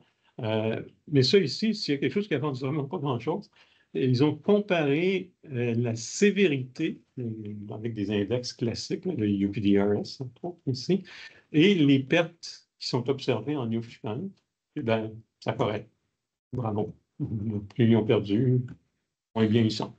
Donc, c'est une espèce de confirmation très tardive du fait que c'est ce qu'on voit. C'est les pertes associées à la pathologie puis associées aux symptômes. Alors, pronostic aussi, est-ce qu'on peut essayer de savoir s'il va y avoir des chutes de l'état clinique du patient après qu'on ait fait au départ l'étude en Niflupan? Eux, ils se servent d'une étude initiale pour prédire ce qui va se passer 3 ans plus tard. Il y a une certaine corrélation. Et encore une fois, c'est pas surprenant. Les patients qui ont un examen normal, ils ne vont pas se détériorer. Les patients qui ont un examen anormal, ils vont probablement se détériorer. On n'apprend pas grand-chose en faisant ce genre de choses-là. Bon, puis ça, c'est une quantification. D'autres choses, ça, je ne sais pas si on en a peut-être parlé, mais ces patients-là ont souvent des troubles de contrôle de leurs impulsions. Les trucs les plus dramatiques, c'est des patients qui sont parkinsoniens, des gens calmes et tout ça. Puis là, un beau jour, le patient vient voir son médecin, puis le médecin apprend qu'il est allé au casino, il a flambé tout ce qu'il y avait comme argent, il a vendu sa maison, des choses comme ça qui se produisent de façon pas rare, et en particulier sous traitement, ces patients-là. Alors ici, ils ont montré qu'il y avait une certaine corrélation entre le risque de perte de contrôle des impulsions et la sévérité de fixation. À nouveau, plus c'est sévère, plus c'est sévère. C'est à peu près la conclusion qu'on peut avoir, pas juste au point de vue moteur, également pour d'autres types de symptômes qui sont par ailleurs sérieux. Là. C'est pas, on ne rigole pas, effectivement. Dans une autre étude du même genre, avec des études en DAT-scan à répétition, baseline, post-baseline, puis tout ça, puis des valeurs pics, au moins pour la valeur en étude initiale qui ne donne rien du tout comme prédiction. Quand on refait des études où on mesure le changement sur une année, oui, ça devient significatif. Mais là, vous vous engagez à faire une deuxième étude 1 an après pour savoir si le patient va développer des troubles d'impulsivité. On va le savoir, c'est des troubles d'impulsivité, puis on ne peut rien y faire de toute façon. Alors, à nouveau, ça n'impressionne pas énormément comme application. Pas très utile, effectivement. Puis, comme je dis ici, pour ceux que rien n'arrête, effectivement, Dual Nuclear Imaging Algorithm, tant qu'à y être, on a des agents, on va faire du MIBG, puis on va faire de l'IOFPAN. Alors, donc, on fait tout ça en même temps, puis on va regarder ce qu'on obtient chez ces patients-là. Ben, on obtient des anomalies corrèles, bien. On savait que chacun parlait bien avec la maladie. À part coûter 2 fois plus cher, je ne vois pas tellement ce que ça rajoute effectivement au diagnostic de ces patients-là. Pour le diagnostic, bon, c'est ça. Combination des deux, ça augmente. Ben, je ne dis même pas que ça augmente, mais ça confirme au-delà de chacun individuellement le diagnostic. Mais je ne pense pas que ça justifie de faire 2 tests qui sont dispendieux. Bon, rapidement, quelques mots sur la maladie sœur, c'est-à-dire les maladies cognitives, pardonnez-vous, les gens qui commencent avec une démence, essentiellement, des troubles cognitifs majeurs. Un article, pas tout récent, mais c'est le dernier de Cochrane. Cochrane, on voit en général l'avantage d'être assez exhaustif dans leur revue de littérature. Puis ça, c'est abstract, effectivement. La première chose qu'ils ont constaté, c'est que il n'y a pas beaucoup d'études qui ont été réalisées. Leur conclusion, c'est, en fait, il y a 3 articles qui avaient été publiés là-dessus pour le diagnostic des démences d'accord de Lewy, mais 3 articles qui sont le même groupe, publiés 3 fois par les mêmes auteurs. Alors, ça laisse peu de choix en termes de puissance statistique, effectivement. Puis bon, d'accord, effectivement, c'est sûr que quand on a des atteintes en Ioflupan, s'il y a des atteintes, ça confirme plus. S'il n'y a pas d'atteinte, ça diminue la probabilité que ce soit une maladie à cœur de Lewy. Donc, il faut repenser plus à ce moment-là à des maladies de type Parkinson un peu bizarres, des choses comme ça. OK, bon, ça peut fonctionner. Un bref rappel sur la maladie à cœur de Lewy. En fait, on ne va pas s'éterniser là-dessus, mais c'est une très jolie revue. Si vous sortez ça dans Continuum, c'est une très jolie revue des maladies à cœur de Lewy. En rappelant, évidemment, de façon importante, puis ça, c'est une source de confusion quand on reçoit des demandes ou quand on fait des rapports. Il faut toujours se rappeler que Lewy Body Dementia, c'est la démence qui commence, avant tout, qui est d'accord de Lewy, ou une maladie de Parkinson qui montre ensuite de la démence. On va commencer par le trouble moteur. Okay? Et puis, c'est toutes les maladies à cœur de Lewy. Donc, si on nous demande, je ne sais pas, Parkinson ou maladie à cœur de Lewy, c'est une question à laquelle on ne peut pas répondre. Ce n'est pas rarissime qu'on ait ce genre de demande-là. Bon, les consensus, encore une fois, juste pour information, ce qui est retenu pour faire le diagnostic d'une maladie à cœur de Lewy, les trucs qui soutiennent le diagnostic, effectivement, on peut penser à faire un Ioflupan ou avec une molécule PEP si on y a accès. Puis les études en MIBG aussi pourraient aider. Ça supporte le diagnostic dans un sens ou dans l'autre. L'autre chose également, évidemment, il le rappelle, on lit le spec, le flow, là, mais le FDG, ça reste un excellent examen et c'est reconnu dans les critères pour le diagnostic de la maladie, des démences à cœur de Lewy. Je ne peux pas m'empêcher de remettre ça à chaque fois que je parle de FDG.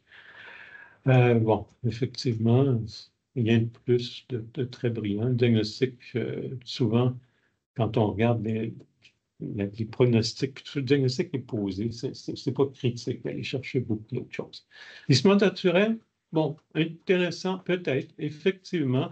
Les patients qui vont commencer par une démence à cœur de Lewy ont une survie qui est souvent pas longue, okay? Moins de 4 ans. Alors que les patients qui commencent par un trouble du mouvement et ensuite développent une démence ont une survie qui est un petit peu plus longue en moyenne. Okay? Mais ça reste, les accords de Lewy, c'est une maladie mortelle. Si c'est le moteur qui commence, bon, okay, c'est un petit peu moins vite avant de mourir. J'imagine qu'on a besoin plus de notre cortex que de nos jambes, jusqu'à un certain point, là. Mais ça reste qu'il y a une petite différence à ce niveau-là. Je ne pense pas que ce soit nécessaire d'insister beaucoup là-dessus. Les phases prodromales, on sait que quand on parle d'Alzheimer, on parle de mild cognitive impairment, qui peut être dû à plein de choses. Le mild cognitive impairment, ça peut être dû à une maladie à cœur de Lewy également. Comment est-ce que ça se diagnostique? En IRM, bon, taille de l'insulte a diminué. En liquide céphalorachidien, dans la plupart des cas, c'est normal, mais il peut y avoir également des manifestations de type Alzheimer, donc une baisse d'amyloïde dans le liquide céphalorachidien. DaTscan et AMI-BG, ici, ils ne sont pas très enthousiastes. Ils disent qu'on n'a pas vraiment assez de données. Un article de 2017, pas tout récent, mais ce n'est pas non plus si vieux que ça. Et eux, ils prétendent que ça prend encore plus de recherche pour être capable d'affirmer qu'on peut s'en servir.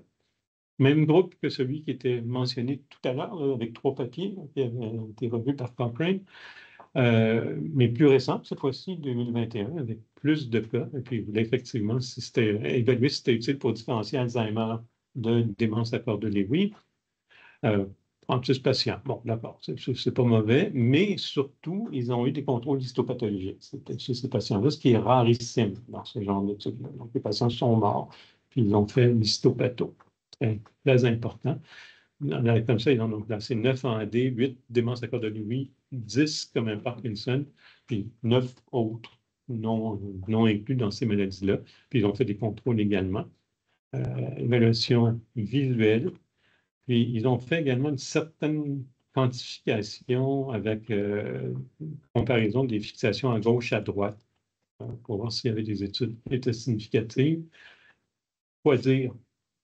Oui, il y a des anomalies qu'on peut retrouver avec des maladies autres que des maladies en corps de Lewy, CBD, de luminescence frontotemporale de différents types. Ils ont eu deux cas, excusez, oui, avec une maladie d'Alzheimer et une maladie vasculaire qui s'était montrée anormale en néoflupin. OK, 2 cas. Je ne sais pas trop ce que ça veut dire. C'est peut-être une maladie qui n'avait pas été diagnostiquée et qui allait se produire un peu plus tard. Mais ça ne nous rassure pas beaucoup sur l'utilité de tout ça. Ici, rappelez également que dans cette étude-là, les contrôles, eux, n'avaient pas d'autopsie. Okay? Ils ont autopsié les patients avec des troubles du mouvement, mais pas les autres. Alors, c'est sûr que ça peut fausser l'exactitude quand on compare les malades à des contrôles qui pourraient avoir des atteintes préliminaires complètement manquées. Alors, OK, ça semble bien marcher dans cette étude-là pour différencier les démences à corps de Lewy, les Parkinson sans démence, puis les Alzheimer. Il y a des... Ça, c'est moi qui me suis demandé ça.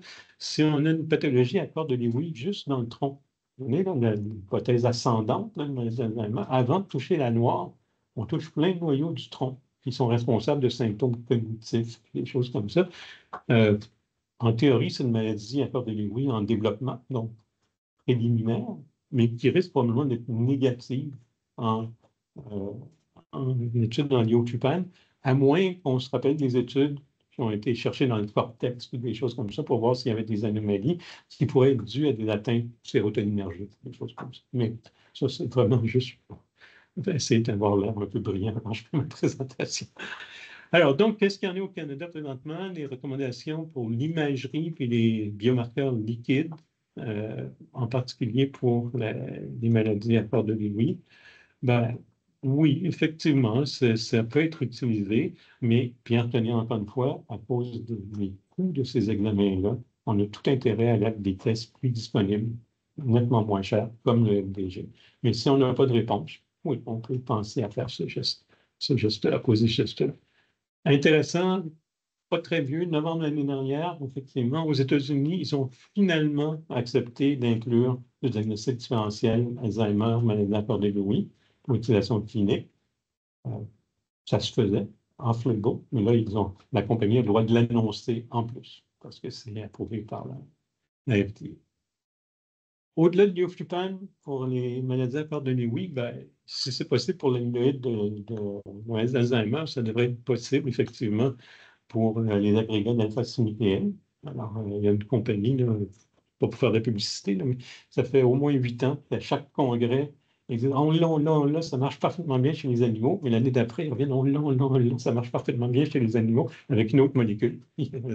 L'impression qu'on a, c'est que oui, ça devrait être faisable, mais pour l'instant, on n'a pas de capacité claire avec cette compagnie-là. Par contre, effectivement, ça qui est vraiment tout récent, okay, c'est même pas un article. c'est des résultats d'un abstract, OK, avec un agent, le MODAG 005, de ce que ça représente exactement. Mais chez des humains, ils ont montré des accumulations anormales au niveau des noyaux centraux, quand il y avait du parkinsonisme. Donc, effectivement, là, on a peut-être un premier agent qui nous permettrait de faire comme on fait avec l'amyloïde dans l'Alzheimer, mais pour les marquages d'alpha-synucléine. Puis ça, c'est une revue, effectivement, de ces efforts-là, qui a été publiée il n'y a pas longtemps encore, au mois d'août. Donc, c'est relativement frais quand même, effectivement. Donc, si ça vous intéresse d'aller voir ça, ils ont fait la tournée de tout ce qui a été décrit. Encore une fois, rien d'accepté cliniquement, que ce soit dans le monde, mais on en a quand même qui, chez l'humain, ont l'air de donner des résultats intéressants. Alors, oui, effectivement, c'est dans le tronc cérébral, ce qui n'est pas surprenant par rapport à ce qu'on a chez les contrôles. Donc, c'est des études qu'ils ont tenues. On ne va pas regarder ça en détail. C'est un peu oiseux, puis ce n'est même pas cliniquement appuyé présentement. Petit rappel, si vous êtes prêt à vous lancer dans une course effrénée, la Fondation Michael J. Fox promet non plus 2, mais 3 millions de dollars maintenant au premier groupe qui va mettre sur le marché un agent marquant l'alpha-synucléine de façon cliniquement éprouvée. Ça ne vous laisse pas beaucoup de temps parce qu'il y en a qui ont de l'avance. Bon, pour les autres alpha-synucléines, on l'a mentionné déjà, il y a des maladies alpha-synucléiniques qui sont différentes, en particulier dans les atrophies multisystématisées. On retrouve également des agrégats d'alpha-synucléine, mais qui ne sont pas dans les neurones, qui n'ont pas nécessairement exactement l'allure de corps de Lewis. On les retrouve dans les oligodendrocytes, surtout. C'est des dépôts qui sont, encore une fois, pas identiques au corps de Lewis. Donc, les gens ont essayé de voir si on pouvait trouver des agents pour ce genre de choses-là. Puis, ben, chez des humains ici, là, oui, ils ont des résultats avec deux patients qui avaient des atteintes de type P, donc terminal, puis un patient cérébelleux, plus ou moins impressionnant, puis un contrôle. Alors, peut-être qu'on a des agents qui vont nous permettre de diagnostiquer non seulement les alpha-synucléinopathies de type parkinsonienne, mais également le type MSA ou l'autre type d'agrégat d'alpha-synucléine. Là aussi, parce qu'ils ont mis des parkinsoniens idiopathiques comme tels par rapport à des gens qui ont autre chose comme agrégat, donc essentiellement des MSA-C ou P. Puis, effectivement, il y a des différences entre l'accumulation dans les patients parkinsoniens, à corps de Lewis, et celle qu'on trouve dans les MSA. Donc, cet agent-là distingue les deux types d'alpha-synucléine qui sont trouvés dans ces pathologies-là. Donc, encore une fois, il y a beaucoup de progrès, il y a des choses qui vont devenir plus utiles. Ultimement, n'oubliez pas, hein, c'est ce qu'on veut, dans le fond, c'est avoir des agents qui se lient spécifiquement à un type d'agrégat, pour identifier spécifiquement les maladies. Ben, ça, c'est le genre de choses qui pointent dans cette direction-là pour les alpha-synucléinopathies. Bon, mention rapide, j'en avais parlé au tout début, là, effectivement, des marquages du transporteur des monoamines au niveau vésiculaire. Oui, cliniquement, ça donne des résultats qui sont intéressants. Puis effectivement, ça a des impacts. Les patients qui ont eu ce type d'examen-là en recherche, évidemment, il y a des corps de recherche, il y a quand même un impact chez plus de 50% des malades en termes de management suite à un examen avec des ligands TEP du transporteur, du transporteur vésiculaire, effectivement, des monoamines. Un examen qu'on a fait, nous, sur des gens très précoces, des gens qui ont un Remsen Behavior Disorder idiopathique. C'est-à-dire qu'ils ont ça, mais ils n'ont aucun trouble du mouvement pour l'instant.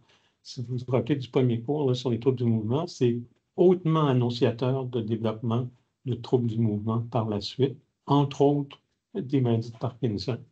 Alors, nous, ce qu'on a trouvé ici, avec un agent qui est le FEOBP, dont je vous ai déjà parlé, un agent du transporteur vésiculaire de l'acétylcholine, donc c'est la dopamine ici. Puis ce qu'on a trouvé, c'est qu'effectivement, sur un tout petit groupe de patients, ben, on a trouvé des augmentations dans le tronc cérébral. Et ça renvoie à ce qu'on a dû trouver également chez des patients avec des Alzheimer. Il y a beaucoup de ces pathologies-là qui semblent avoir très précocement une phase de sprouting, donc de formation de nouvelles terminaisons, sans qu'on ait la moindre idée de la qualité, de la capacité de ces terminaisons-là à retarder la progression.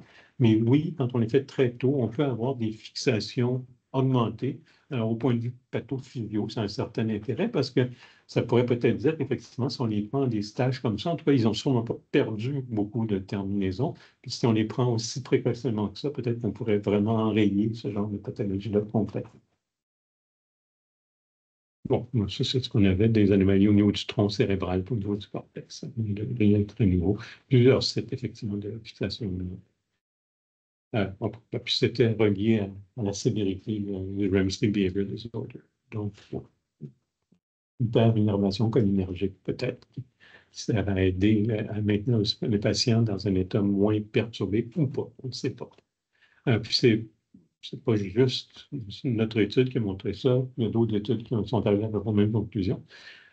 Tellement qu'on s'était dit, nous, mais ça fait 2000 qu'en utilisant ces agents-là cholinergiques, on pourrait peut-être faire des études ultra précoces au niveau abdominal. Puisqu'on pense que ça commence au niveau abdominal, la maladie de Parkinson, si on évalue les cellules cholinergiques des plexus entérés, peut-être qu'on pourrait trouver des patients qui ont des diminutions et qui sont sujets à devenir parkinsoniens plus tard. Alors, ça a été tenté par ce groupe-ci. Oui, ils ont trouvé des choses intéressantes. Ça avait l'air de montrer qu'il y avait des pertes alors que d'autres n'avaient pas de pertes du tout. Il faut réaliser ce que c'est, là. On essaie de faire de la TEP dans l'intestin. Okay? Dessiner l'intestin et trouver une bonne zone de référence. Tout ça, c'est pas exactement simple. Il faut nécessairement un CT accompagnant pour être capable de montrer qu'on est dans les bonnes régions. Mais oui, eux ont trouvé des choses intéressantes. Mais ce groupe-là, un peu après l'autre étude, ils ont trouvé que ça ne donnait rien du tout avec un autre traceur cholinergique, le donépézil, qui lui se lie à l'acétylcholinestérase. Donc, pas au transporteur vésiculaire, mais à l'enzyme synaptique qui détruit l'acétylcholine. Ils ont trouvé aucune... excusez-moi, ici, oui, ils avaient trouvé avec cet agent-là, je me trompe. Là. Avec cet agent-là, oui, ils ont trouvé une dénervation. Mais ensuite, petite dénervation, ils ont recommencé avec le FOBV, ils n'ont rien trouvé cette fois-ci. Alors, pour en conclure que ce n'est pas clair, on ne sait pas. Est-ce que c'est une différence de comportement du transporteur vésiculaire par rapport à l'enzyme de destruction ou autre chose? On n'a aucune idée, mais ça pourrait peut-être s'avérer éventuellement utile chez des patients comme ça. Mais, comme je le dis, leur deuxième étude, ça n'a pas marché avec ça. Puis le FLPG, donc ça ne semble pas prédire les patients qui vont être malades. Ce qui est un peu surprenant, parce que toutes les études histopathologiques qui ont été faites, dont ce qu'on a fait, nous, chez des rats qui avaient des dénervations, jusqu'à présent, ça a toujours montré dans le système nerveux central une très, très haute corrélation entre le nombre de terminaisons puis la fixation du FOBV. Mais bon, au niveau entérique, c'est peut-être autre chose. C'est peut-être pas la même façon de fonctionner. Quoi qu'il en soit, ben, c'est ça. On n'est pas rendu à en faire de façon fréquente. On a un projet avec des gens à Pékin, là. On fait de l'imagerie abdominale. On essaie de mettre des régions d'intérêt sur l'intestin. Puis en fait, on ne sait même pas exactement à quel moment il faut procéder parce que le FOBV est excrété dans la bile. Alors, il faut qu'on fasse ça assez tôt pour éviter l'accumulation biliaire, mais pas trop tôt pour laisser le temps au traceur de s'accumuler sur des quantités de ligands ou de sites de liaison qui ne sont pas très, très bien définis. Alors, bon, OK. Autre chose, on aura peut-être affaire à des marqueurs liquides. On en a parlé pour l'Alzheimer, présence d'amyloïdes, de taux, d'autres marqueurs. Ça existe également pour les maladies de Lewy, ce qui s'appelle l'alpha-synuclein seed amplification assays. Ils font des biopsies cutanées ou des biopsies rectales ou des choses comme ça. Ils sont capables d'amplifier le signal alpha-synucléine pour voir s'il y a effectivement des quantités anormales ou pas de ces agrégats-là. Et effectivement, ils arrivent à relativement bien différencier des patients normaux de ce qu'ils retrouvent chez les patients avec Parkinson. Bon, OK. Encore une fois, d'autres biomarqueurs qui ont été essayés. Comme je dis, toute cette section-là, c'est plus pour vous donner une petite revue de ce qui se fait. On ne va pas s'attarder à retenir le détail de tout ça. Il y a des biomarqueurs sanguins où on mesure capacité de détecter de l'alpha-synucléine dans des vésicules extracellulaires qui sont relâchées en circulation. On sait que toutes ces protéines anormales-là sont passées de cellule en cellule dans le système nerveux central, entre autres par émission de petites vésicules de matériel intracellulaire, puis il y en a qui passent en circulation. Donc, le rôle exact de ce type d'imagerie-là va devoir tenir compte de tous ces traceurs-là qu'on retrouve là, dans le sang chez différents patients. Alors, effectivement, ça avait quand même relativement bien marché. Une première étude, les premières études sont toujours très, très, très bien. Retour d'intérêt pour la TEP, j'en avais parlé rapidement. Un papier, en fait, vraiment, vraiment très récent, effectivement, qui montre qu'il y a des choses intéressantes qui peuvent être faites. Ne pas oublier que l'avantage, c'est qu'on a une meilleure résolution spatiale. Alors, peut-être qu'avec ça, on pourrait faire de la quantification qui serait un petit peu plus raisonnable en SPECT, tout simplement. Puis, c'est pas impossible d'envisager la distribution de produits comme ça parce que son marqueur est 18. Donc, c'est dans le marché. OK. Ils reconnaissent malgré tout dans ce papier-là, je le répète, je suis obsédé par ça, que les études en FDG sont capables de faire la différence entre les différents sous-types de parkinsonisme, ce que ces agents-là ne font pas. Une autre revue de ce qui peut se faire en TEP pour évaluer les pertes dopaminergiques, dans une revue, ça va être publié en janvier prochain. Donc, c'est plus que récent, c'est juste disponible sur le web. Si ça vous intéresse, ils font vraiment une bonne revue de toutes les approches qui ont été publiées en TEP pour ce genre de maladie. Bon, alors ça conclut le deuxième cours et dernier cours sur les maladies à part de Lewy.